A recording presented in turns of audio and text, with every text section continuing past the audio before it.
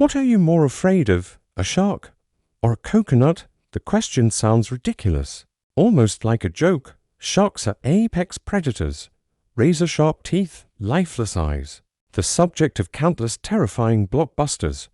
Coconuts are fruit. They sit there. They do nothing. Your gut reaction, that deep, primal feeling in your stomach, is screaming that shark is the obvious answer. And that feeling is dead wrong. You are, in fact, about 30 times more likely to be killed by a falling coconut than you are to be attacked by a shark. Every year, around 150 people die from coconuts. Sharks, only about 5. So why does our incredibly advanced brain, the product of millions of years of evolution, get something so basic so wrong? Why do we spend so much mental energy fearing a movie monster while happily sitting under one of the planet's deadliest trees? The answer isn't in the ocean or the rainforest. It's right here, between your ears. There's a system glitch, a bug in your mental source code called the Availability Heuristic. And this bug isn't just making you fear the wrong things. It's shaping your decisions, manipulating your finances, and trapping you in a prison you don't even know you're in, the perception prison. In this video, we're not just going to define a cognitive bias. We're going to give you the key to escape that prison. We'll explore how your brain uses a faulty mental spotlight to distort reality. And most importantly, we will lay out a blueprint so you can reclaim control, see through the manipulation, and start focusing on what truly matters. We all like to think we make decisions based on facts and logic, but the truth is, our brain is lazy. To conserve energy, it uses countless mental shortcuts, or heuristics, and one of the most powerful and most dangerous is the availability heuristic. Simply put, it works like this. If you can think of something easily, your brain assumes it must be important and common. Imagine your mind is a giant stage, and you have a single spotlight operator. This is your mental spotlight. In a perfect world, this operator would light up the entire stage, giving you a clear view of all the actors, all the facts, data, and risks. But your operator is lazy. He only shines the light on what's easiest. Which actor is the loudest, the most dramatic, the most shocking? Boom! The spotlight snaps right to it. A shark attack with the blood, the screaming. And the Jaws theme music is an incredibly dramatic actor. It hogs the stage. Your mental spotlight locks onto it. Meanwhile, in a dark corner of the stage, a coconut silently falls. No drama, no music, no news headlines. Your spotlight operator doesn't even glance its way. And here's where the danger begins. Your brain doesn't say, "Oh, the shark is just more memorable." No, it makes a catastrophic leap of logic. It confuses vividness with probability. It believes that because the spotlight is on the shark must be the biggest threat. Does this feel familiar? That nagging anxiety after watching news of a plane crash, even though you rationally know that driving to the airport is exponentially more dangerous? That's it. That's your mental spotlight being hijacked by a dramatic story. You're no longer in control of it. Your fear is. And we're about to find out who handed that fear its script. Do you ever find yourself worrying about things you later realize were irrational? An internal battle between your logical head and your panicked heart? You're not alone. It's the war all of us are fighting. And understanding how the enemy works is the first step to winning. To truly understand the power of this mental spotlight, we need to go back to the 1970s, to Israeli psychologists Amos Tversky and Daniel Kahneman. Completely changed how we understand human thought. They were the architects behind behavioral economics, and their work would earn Kahneman a Nobel Prize. They ran a simple but profound experiment. They asked people a question in the English language. Is the letter K more likely to appear as the first letter of a word, or as the third? Pause for a second and try it yourself. Most people, probably you included, say the first letter. Why? Because when I say think of words with K, your mental spotlight immediately shines on words like king, kitchen, kangaroo. It's easy. But coming up with words with K in the third position, acknowledge, ask, bake is much harder. And of course, in reality, K K appears in the third position 3 times more often. Tversky and Kahneman named this phenomenon the availability heuristic. Availability here doesn't mean existence. It means ease of retrieval from memory. Our brains evolved to make fast judgments for survival. In the ancestral world, if you heard a rustle in the bushes and could easily recall a story about someone getting mauled by a tiger, it was safer to assume it was a tiger and run than to sit and analyze probabilities. This shortcut saved our lives. But in the modern world, the world of 24/7 news and social media, that shortcut is leading us astray. So, what makes certain things the star actors on our mental stage? There are 4 main factors that direct the spotlight: recency. Events that just happened are easier to recall. It's why after a widely reported plane crash, people suddenly become more afraid of flying, even though the risk hasn't changed at all. Emotion, stories that trigger strong emotions, fear, anger, surprise, are burned into our memory.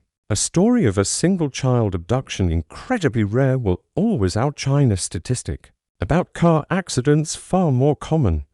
Vividness and concreteness. We remember images and personal stories far better than abstract data. A single photo of a starving polar bear on a melting ice floe has more impact than 100 charts on climate change. Repetition. This is the most insidious factor in the media age. When news channels and social media feeds repeat the same scary story, a new type of crime, a strange illness, our brain starts to believe it's far more prevalent than it actually is. This isn't a conspiracy theory, it's psychology. These 4 factors combine to create our perception prison. The walls of the prison aren't made of brick and mortar. They're built from stories that are recent, emotional, vivid, and repeated. And who supplies the bricks? The media, politicians, marketers, anyone who benefits from capturing your attention. They aren't necessarily malicious. They simply understand how your brain works better than you do. They know which actors will draw your mental spotlight, and they exploit it. Now, a part of you might be protesting, but wait, sharks are dangerous. Plane crashes do happen. These aren't completely fabricated fears, and you are absolutely right. Recognizing the availability heuristic doesn't mean we become reckless. It doesn't mean you should go swimming with great whites or ignore airline safety regulations. The subtle but crucial distinction is this: the difference between impact and probability. A shark attack has a horrific impact, but an extremely low probability. Heart disease, on the other hand, develops quietly, has a horrific impact, and has a very high probability. But our mental spotlight focuses only on the dramatic impact, and almost completely ignores the statistical probability. The goal isn't to eliminate fear. The goal is to calibrate your fear to reality. It's about shifting from asking how scary is this to asking how likely is this. Most of us live our entire lives without ever making that shift. We let our lazy brain lead the way, letting sensational stories decide what's worth our worry, and the cost of that mental laziness is enormous. What is that cost? Consider these areas: your health. You worry about contracting a rare disease. You just read about online while ignoring the real: silent killers, poor diet, lack of exercise, and chronic stress. Your spotlight is on Ebola, while the darkness hides diabetes. Your finances: the stock market crashes. The news is filled with stories of people who lost everything. The spotlight shines brightly on the panic. You sell your investments at the worst possible time, locking in your losses, because the story of ruin is more available than the long-term data of market recovery. Your relationships: you hear one story about infidelity and you start seeing suspicious signs everywhere in your own relationship. The availability of a negative narrative has colored your perception, planting seeds of doubt where they don't belong. Our society, politicians understand this perfectly. They amplify stories of crime or immigration to generate fear, because a scared population is an easier population to control. They shine the entire nation's mental spotlight on one carefully chosen threat, while larger systemic issues, healthcare, education, infrastructure, are left to rot in the dark. These are the primal stakes. If we don't learn to control our own mental spotlight, someone else will. We will live in a distorted world, making critical decisions based on stories instead of facts. We will remain trapped in the perception prison. But there is a way out. There is a toolkit you can use to break down those walls. And that is the blueprint we're going to build right now. Escaping the perception prison requires conscious effort. It requires you to switch from the autopilot mode of System 1 to the slow, deliberate thinking of System 2. Here are 3 core strategies to reclaim control of your mental spotlight. Strategy 1. The data over drama runneth. Next time you feel a wave of anxiety or fear about something you just heard or read, stop. Take a breath and ask yourself one simple question. Is this feeling based on a story?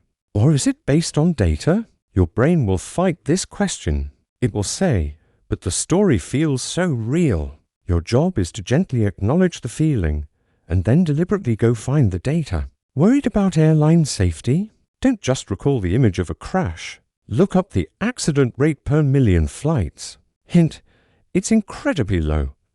Panicking about an economic recession? Don't just focus on the scary headlines. Look at historical charts of the market over the last 50 years. You will see the recovery always follows a downturn. The simple act of seeking the real number forces your spotlight operator to move the beam off the dramatic actor and pan across the entire stage. Create a personal risk dashboard for important decisions. Write down the real risks based on statistics, not on how you feel. This is a game changer. Strategy 2. The what's the opposite? Question a mental spotlight creates a laser focus. To counteract this, we need to deliberately look for what's outside the beam. When you're bombarded with a negative story, force yourself to ask, what is the opposite example? And how common is it? The media is full of stories about dangerous, disrespectful teenagers. Ask, how many millions of teenagers went to school, volunteered, and were good family members today? A lot. But those stories aren't news. You see a story about a startup that failed spectacularly? Ask, how many small businesses are quietly succeeding and employing people in my community? This exercise isn't about denying that negative things happen. It's about creating a balanced perceptual diet.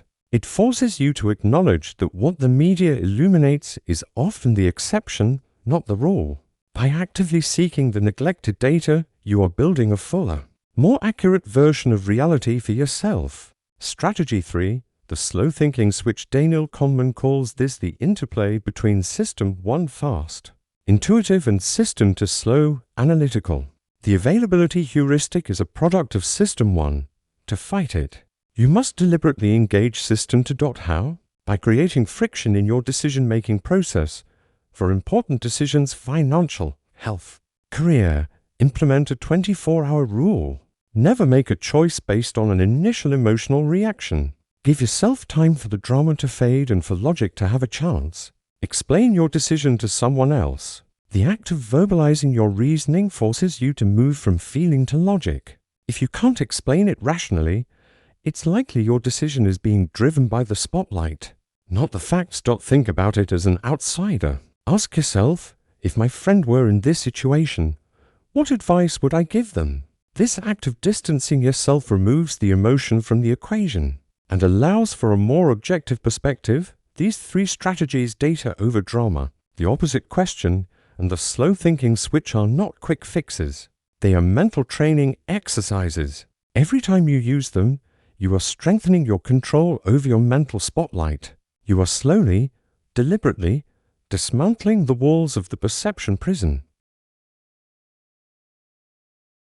We began with a simple question, sharks or coconuts? And we discovered that the answer to that question reveals a profound truth about how our minds work and fail to work. We've learned that we are wandering through a complex world with a lazy brain, a brain that prefers easy stories to hard facts. We've seen how our mental spotlight can be hijacked, locking us in a perception prison where our fears are distorted and our decisions are compromised. But we are not helpless victims of our own neurology. The transformation from state A being driven by stories to state B being guided by clarity is entirely possible. The blueprint we've laid out, seeking data over drama, asking for the opposite, and engaging slow thinking are your tools for liberation. They are your key. The deepest message for today is this: in an age of information overload, the most critical survival skill is not the ability to take in more information, but the ability to know which information to ignore. Wisdom is not found in knowing all the answers, but in asking the right questions. The world will never stop throwing dramatic actors onto your stage. There will always be a new shark, a new crisis, a new scary headline competing for your spotlight. But from now on, you are different.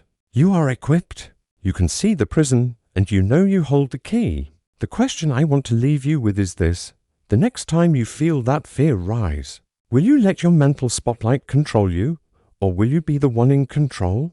If this video gave you an aha moment, help us shine a light on these cognitive biases for more people by hitting the like button and subscribing to Psych Blueprint. And most importantly, share your thoughts in the comments. In what area of your life do you realize your mental spotlight has been fooling you the most? Sharing your story might be the spark someone else needs to recognize their own prison. Thank you for building a more intentional life with us. We'll see you in the next blueprint.